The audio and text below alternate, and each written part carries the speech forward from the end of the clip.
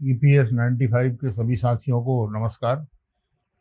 साथियों, एक तो मैं स्पष्ट कर दूं कि इस चैनल का निर्माण देश भर में हमारे संगठन के जो सदस्य हैं, 27 राज्यों में संगठन है, employees pension 1995 national coordination committee, और मध्य प्रदेश का जो संगठन है सेवानिवृत्त कर्मचारी भविष्य निधि कल्याण समिति, उनके सदस्यों को आ रही कठिनाइयों को देखते हुए किया गया है। और इसका मूल उद्देश्य यही था कि अलग अलग लोग भ्रांति में ना आए और अपने संगठन का चैनल देखें, जिससे उनको EPS 95 के संबंध में वास्तविक जानकारी मिल सके, वास्तविक न्यूज मिल सके। देश भर में हमारे साथी आंदोलन कर रहे हैं। अभी आने वाली 8 जुलाई को कर्नाटक की टीम मैसूर में आंदोलन कर रही है। मैं सबसे पहले कर्नाटक की टीम को west process to Karnataka unit for their protest against EPFO office Mysore, long live Karnataka unit, we shall overcome some days. तो इसी तरह से अभी आने वाली अगस्त में 25 अगस्त को हमारे पुणे के साथी, महाराष्ट्र के साथी एक बड़ा कार्यक्रम कर रहे हैं पुणे में, जिसमें कई सांसदों को आमंत्रित किया जा रहा है।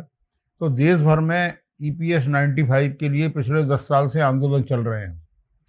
बहुत सारे साथी जो सोशल मीडिया पर सक्रिय रहते हैं परंतु सड़क पर नहीं उतरते, वो भी आगे चल के सड़क पे आए। हम लोगों का ऐसा निवेदन है।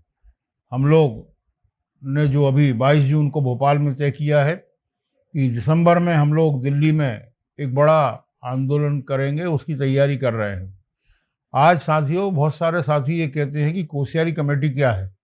कोश्यारी कमेटी की ये रिपोर्ट नंबर 147 है, जो कोश्यारी कमेटी बनी थी। इसके बारे में आज मैं अपने साथियों से चर्चा करूंगा कि 7 नवंबर 2012 को राज्यसभा में प्रकाश जावड़ेकर जी, जो मेंबर ऑफ पार्लियामेंट थे राज्यसभा के, उन्होंने एक रिट लगाई थी कि कर्मचारी पेंशन योजना 1995 जब से बनी है तब से इसका रिवीजन नहीं किया गया, इसका पुनरीक्षण नहीं किया गया, इसलिए इसको रिवाइज किया जाए। राज्यसभा के सभापति ने 13 नवंबर को माननीय भगत सिंह कोश्यारी जी, जो मेंबर थे, सांसद थे, उनकी अध्यक्षता में एक समिति बनाई जिसे कोश्यारी समिति कहा गया। उसमें 9 सांसद और रखे गए, जिसमें रामविलास पासवान जी, मुरली देवड़ा जी जैसे वरिष्ठ सांसद थे।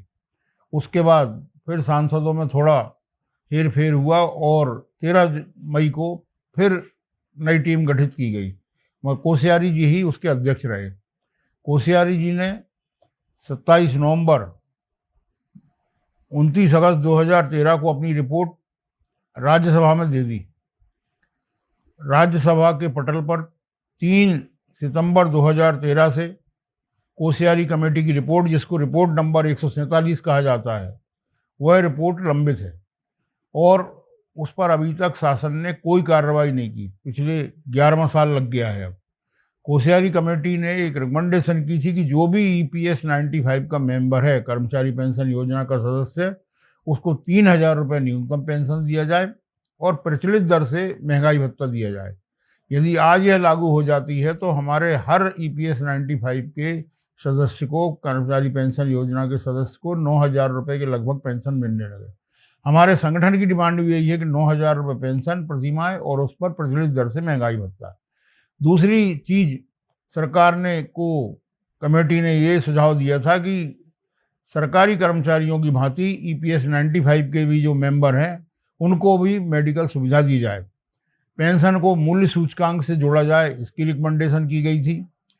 कमेटी ने यह कहा था कि अभी क्या होता है कि जो EPF 95 में फंड जाता है, उसका 8.33% जो होता है पेंशन में जाता है मालिक के अंशदान में से। तो कमेटी ने कहा था कि इसको 8.96% किया जाए।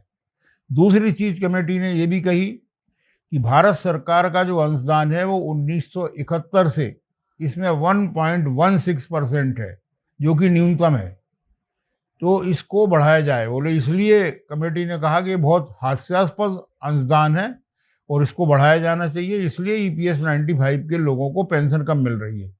तो पेंशन के संबंध में मेन जो हमारी डिमांड है और जिससे सभी लोगों को भला होने वाला है, वो है भगत सिंह कोश्यारी कमेटी की रिपोर्ट, जिसके लिए पिछले 10 साल से हम लोग 10 बड़े आंदोलन कोरोना काल को छोड़ के नई दिल्ली में कर चुके हैं, नागपुर में कर चुके हैं। नागपुर में रेसिंग बाग में एक बड़ा आंदोलन किया, दूसरा एक और जगह बड़ा आंदोलन नागपुर में हुआ। ऐसे अलग अलग हमारे साथी आंदोलन कर रहे हैं। हम लोग भी समय समय पर ईपीएफ ऑफिस के सामने प्रदर्शन कर चुके हैं।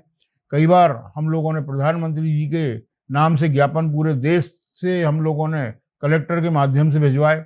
तो इस तरह से अलग अलग आंदोलन ईपीएस 95 के लिए हो रहे हैं और आगे भी होंगे जब तक ये मामला आगे नहीं बढ़ता।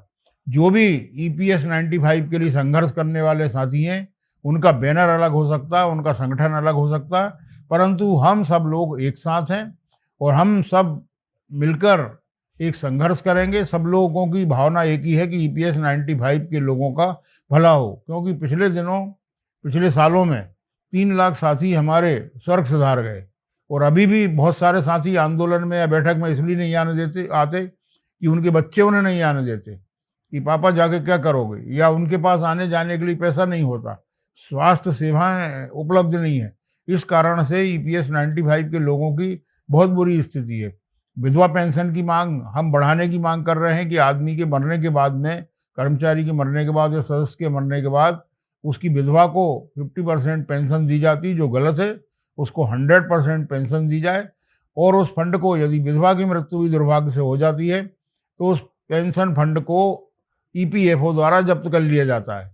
यह एक बहुत गलत ही नीति है। इसके खिलाफ भी हम लोग संघर्ष कर रहे हैं लगातार। इस पर भी पत्राचार हमारे संगठन द्वारा हो रहा है।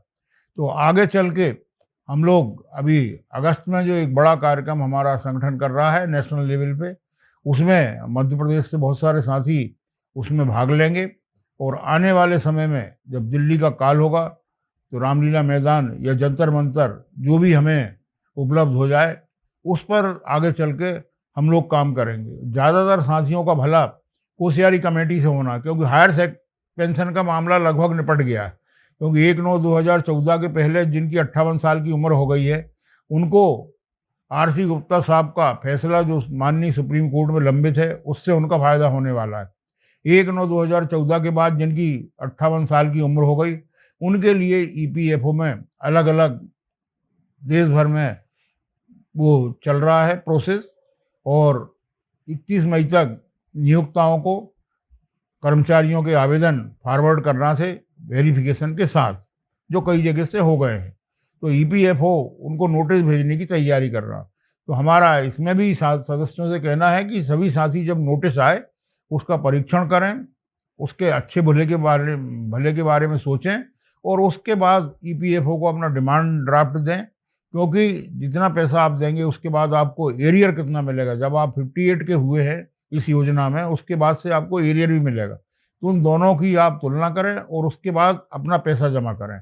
आगे से इस चैनल को हम लोग और कोशिश कर रहे हैं कि इसमें रोज़ कुछ ना कुछ ईपीएफ से संबंधित जो देश भर में डेवलपमेंट होता है, माननीय सुप्रीम कोर्ट में जो याचिकाएं लंबित हैं, माननीय उच्च न्यायालय में लंबित है 6 याचिकाएं हम लोगों के संगठन की जबलपुर में लंबित है, 2 हमारे कंटेम्प्ट ऑफ कोर्ट के प्रकरण लंबित हैं, जो जुलाई से कोर्ट खुल रहा उसमें हम लोगों का मामला निपटना है। तो हम सभी साथियों से उम्मीद करते हैं कि वो इस चैनल को देखें और बिना किसी भेदभाव के, कोई इसका व्यावसायिक उद्देश्य नहीं है। मूलतः इसका उद्देश्य ये है कि हम अपने सदस्यों के पास ईपीएस 95 के अंतर्गत आने वाले लोगों के पास सच्ची सूचनाएं भेजें, सही सूचनाएं उनको मिल सकें। कर्मचारी एकता जिंदाबाद, इंकलाब जिंदाबाद, ईपीएस 95 जिंदाबाद।